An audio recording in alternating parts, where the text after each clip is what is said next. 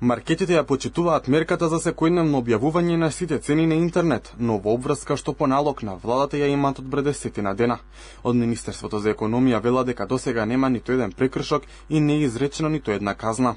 Државниот пазарен инспекторат е на терен, онаму каде што ќе открија пропусти, бидејќи тоа е веќе законска обврска. Тоа е токму промената во Законот за заштита на потрошувачи, на што денес ќе го дискутираме.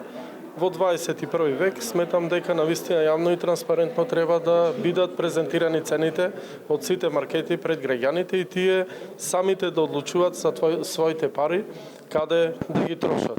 Колку се прегледни или не се прегледни, не можам да кажам сега. Тоа ќе го сублимираме после еден месец од имплементацијата.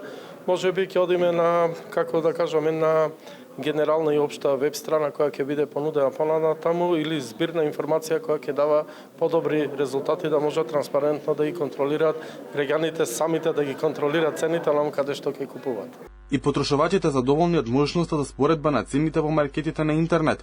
Од Организацијата на потрошувачи вела дека засега кај нив нема никакви поплаки за новата алатка. Сепак смета дека би било добро да се размисли за воведување на една платформа, односно една веб страница, која би ги обединувала сите цени на едно место, со што целиот процес би се олеснил. Ние немаме поплаки, меѓутоа ние сме за тоа дека таа алатка која они ја применуваат како трговци треба да биде доста видлива и доста препознатливи да бидат производите, затоа што луѓето вака се бунат, некој има намера да купи 5 или 6 производи и сега треба во тие сите списоци на производи кои што ги објавуваат да ги бара баш тие производи, да оди од маркет во маркет, мислам, условно да оди онлайн, за да може да ги најде. Кога би имале една компаративна алатка, тоа многу брзо и сега со вештачката интелигенција секако би можело и побрзо да се развие, би можело да се направи онлайн и да биде унифицирано.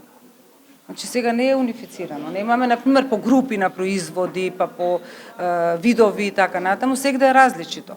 Со јавното објавување на цените онлайн се поттикнува и конкуренцијата, па маркетите се приморани да се надпреваруваат меѓу себе да ги поевтинат производите.